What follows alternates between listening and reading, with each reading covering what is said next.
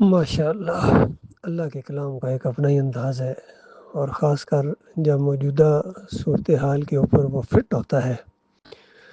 یا social media آپ سن رہے ہوں اور دوسری خبریں ہر اینگل سے بندہ اپنے انداز سے تبصرہ کرتا ہے، اور ایسے میں بیچ میں جب مالک کی بات آتی ہے تو یہ معنی مفہوم اور واضح ہو جاتا ہے کہ یہ جو بڑے بنتے ہیں جن کے حکم کے اوپر یہ فوجیں دوڑتی ہیں اور فیصلے کرتے ہیں، اور دنیا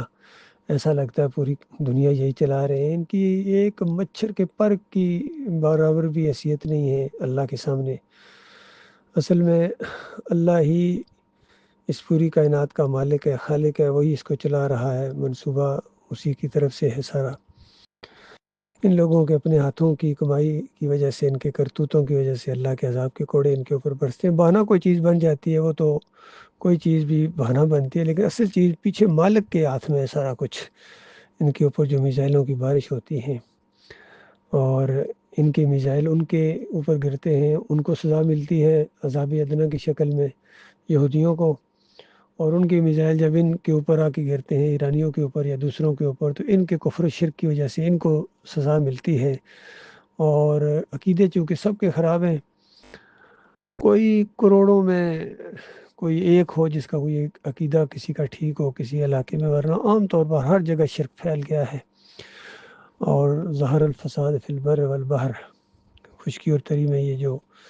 فساد برپا ہو گیا ہے، یہ انسانوں کے اپنے ہاتھوں کی کمائی ہے، ان کے کرتوت ہیں جو ان کے منہ کے اوپر دے مارے جا رہے ہیں۔ یہ سارے شرک کے رکھوالے ہیں،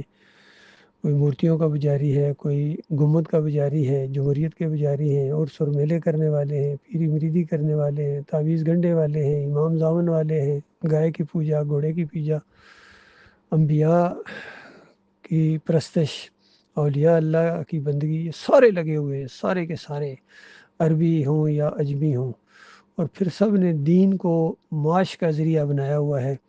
دینی امور پر اجرت لیتے ہیں، سارے کے سارے، مکی ہوں، مدنی ہوں، پاکستانی ہوں، بنگالی ہوں، فرانس کے ہوں یا امریکہ کے ہوں، جہاں بھی یہ مسلمان پائے جاتے ہیں، یہ نماز پڑھانے کے پیسے لیتے ہیں، اندازہ لگائیے، اذان دینے کے پیسے لیتے ہیں، دین کاروبار کی شکل اختیار کر گیا ہے، دینداری نہیں بلکہ دکانداری ہے ان کی، داڑھی رکھنا ان کی مجبوری ہے، ٹوپی رکھنا اور یہ ساری چیزیں کرنا، تبھی تو لوگ ان کو دیندار سمجھیں گے۔ تو یہ ہر دور کے اندر رہے ہیں،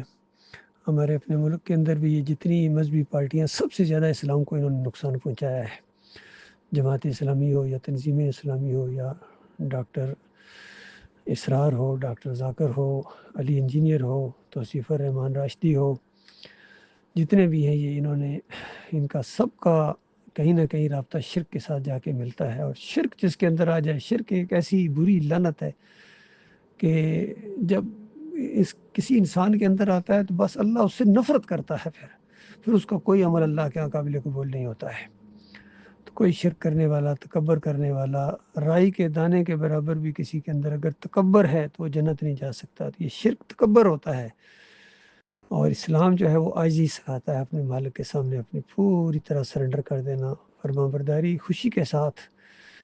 اور پھر اس پر قائم رہنا، ایمان خالص کے اوپر قائم رہنا، آخری سانس تک۔ یہ ایک موڑ ہے موت کا، اس کے بعد پھر یہ ساری چیزیں ہوں گی جو اس سورہ رات کے اندر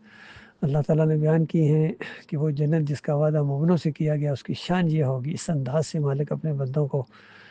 انعام دے گا، اور یہ خالص ایمان کے ساتھ ہوگا، جس کے بال برابر بھی شرک کسی کے اندر رہ گیا اور توبہ کیے بغیر اس کی موت آ گئی، چاہے بڑے سے بڑا صوفی ہو، بڑے سے بڑا کوئی مولوی ہو، صدر ہو، وزیر اعظم ہو، جرنل ہو یا جج ہو، جو بھی ہو، آج سارے شرک کے رکھوالے بنے ہوئے ہیں۔ کوئی ایک بھی بڑے لیول پر ایمان کی حمایت میں یا شرک کے رد میں کوئی بیان میں نے تو کم از کم نہیں سنا ہے کبھی۔